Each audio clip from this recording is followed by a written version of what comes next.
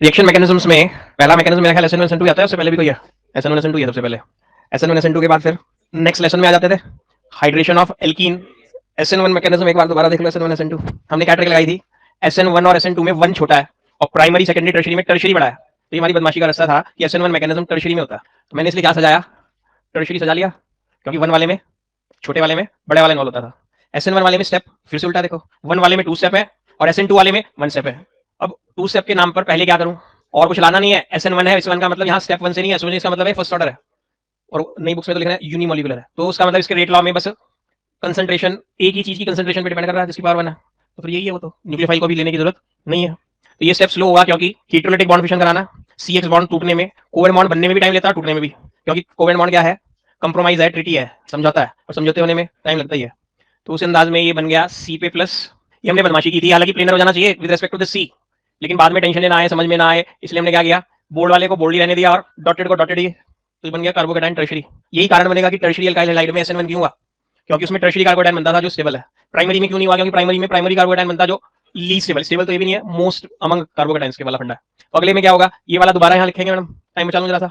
इसके ऊपर अटैक करने के लिए किसे भेजेंगे, NU नेगेटिव को। अब वो कैटायन जैसा और ये, तो इसलिए आयनिक रिएक्शन जैसी हो गई, और आयनिक रिएक्शन कैसी होती है, फास्ट। तो स्लो वाले स्टेप में, पहले वाले में एक ही रिएक्टेंट इन्वॉल्व था, एक ही मोल इन्वॉल्व था, इसलिए इसके रेट लॉ में rate is equal to K square bracket में इसकी कंसंट्रेशन पावर 1 आया। काइनेटिक्स उड़ गई। काइनेटिक्स चैप्टर का रूल है मैडम कि जब हम रेट लॉ पढ़ते हैं तो रेट लॉ में जो स्लोएस्ट स्टेप होता है उस पर लॉ ऑफ मास एक्शन लगाते हैं। ये स्लो स्टेप है।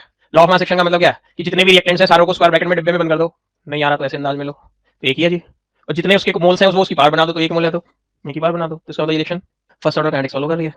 अब जब ये हो गया, ये होने के बाद न्यूक्लियोफाइल ये प्लेनर है with respect to C plus. जो आ रहे हैं वो तो प्लेनर नहीं होंगे, लेकिन C प्लस के जो 3 बॉन्ड है तो NU नेगेटिव ऊपर से आया या नीचे से है। जब प्लेनर है तो मान लो ऐसे मड़े होते सारे, तो न्यूक्लियोफाइल का मेरे को इधर से जाने में हिंड्रेंस है, मैं इधर से जाता हूँ पूरा खुला खुला हवादार। अब ऐसे है तो इतना चांस इधर से, उतना ही चांस इधर से। तो न्यूक्लियोफाइल में attack from above the plane और बिलो द प्लेन। एक बार तो ये किस्सा हो गया, एक साइड से अटैक कर लिया तो, और अगर दूसरी साइड से अटैक किया तो इसकी मिरर इमेज बना दो दिमाग लगाए बिना। तो ये वाला डॉटेड वाला इधर चला जाएगा, ये इधर आ जाएगा और ये इधर आ जाएगा। तो क्या हुआ, अगर ये तीनों आर अलग अलग हैं तो ये कार्बन कायरल, तो ये दोनों एक दूसरे की मिरर इमेज और नॉन सुपर इम्पोजेबल होंगी, तो इसे बना उसका नाम रेसमिक मिक्सचर, जिसकी ऑप्टिकल रोटेशन 0। ये कहेंगे क्लॉक घूमो तो ये कहेंगे एंटी क्लॉक घूमो। जितने क्लॉक वाले बनेंगे तो net rotation is 0 due to external compensation. इसने इसकी कैंसिल की इसने। लेकिन अगर ये तीनों में से कोई 2 सेम हो गए या तीनों सेम हो गए तो किस्सा तो यही बनेगा, लेकिन बाद में हमारा रेसमिक मिक्सचर नहीं मिल रहा क्योंकि वो कायरल ही नहीं है। तो जो ये बनाओ जो उसकी मिरर इमेज, ये नहीं कि वहां इधर से नहीं आएंगे, आधों में इधर से आएंगे आधों में इधर, लेकिन उसके बावजूद वो दोनों सेम चीज होंगे क्योंकि वहां तो पैरेललिटी है ही नहीं। ठीक है, तो मैं ऐसा कह सकता हूं कि इस रिएक्शन के दौरान इन्वर्जन हुआ।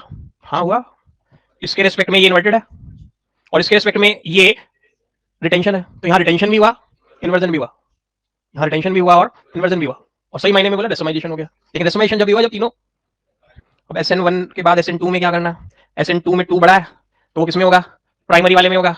अब प्राइमरी में होगा तो प्राइमरी अल्काइल हैलाइड क्या कहता है, मैं तो कमजोर सा आदमी हूँ, कमजोर सा आदमी है तो क्या करें कि अगर कोई अटैक करके पीछे से अटैक करना चाहे CX बॉन्ड के पीछे से तो मैं उसे रास्ता दे दूंगा, क्योंकि ये 3 बॉन्ड, ये कौन X, नहीं समझ आ रहा, ये 3 बॉन्ड और ये X टेट्राहेड्रल है फोटो, तो ये कौन है H, ये कौन है H, ये कौन है R। तो ये नन्हे नन्हे से होने की वजह से यहाँ जगह मिल जाएगी। अगर ये भी R, ये भी मोटा सा R, ये भी मोटा सा R, तो बीच में घुसने के लिए जगह नहीं मिल रही होगी। तो वो किसमें हुआ था, टर्शियरी वाले में, SN2 वाले में, टर्शियरी वाले में। इसलिए टर्शियरी में अटैक पीछे से नहीं हुआ। तो 2 बातें समझ आ गई। टर्शियरी में टर्शियरी हैलाइड में SN2 क्यों नहीं हुआ, स्टेरिक हिंड्रेंस हो जाती। प्राइमरी में SN1 क्यों नहीं हुआ, कार्बोकेटायन प्राइमरी बनता जो स्टेबल नहीं है। बिल्कुल लैंग्वेज आ गई समझ।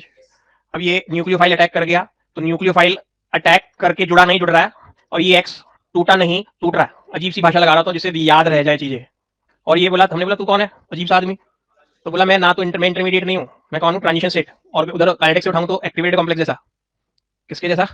और देखते ही ये न्यूक्लियोफाइल पीछे से अटैक कर चुका था और ये क्या हो गया, NU जुड़ गया और जो इधर थे वो उधर चले गए या नहीं, क्यों चले गए, जिससे टेट्राहेड्रल मेंटेन रहे ना। यहाँ जुड़ गया तो इनके एंगल तो थोड़े से हो जाएंगे। तो ये जब ये उधर घूम गया, ये इधर घूम गया, ये इधर, याद है वो मैग्नेट से करके दिखाया था। ये inversion of configuration, umbrella inside out.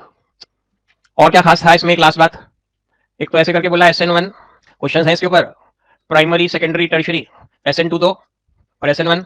SN1 होने के चांस टर्शियरी में सबसे ज्यादा, सेकेंडरी में सबसे कम, प्राइमरी में सबसे कम। SN2 के चांस प्राइमरी सबसे ज्यादा, सेकेंडरी में सबसे कम, टर्शियरी में सबसे कम। और क्योंकि SN1 मैकेनिज्म के दौरान आयंस बनते हैं, SN1 मैकेनिज्म के दौरान आयंस होते हैं, तो it is facilitated in polar solvents, polar protic solvents.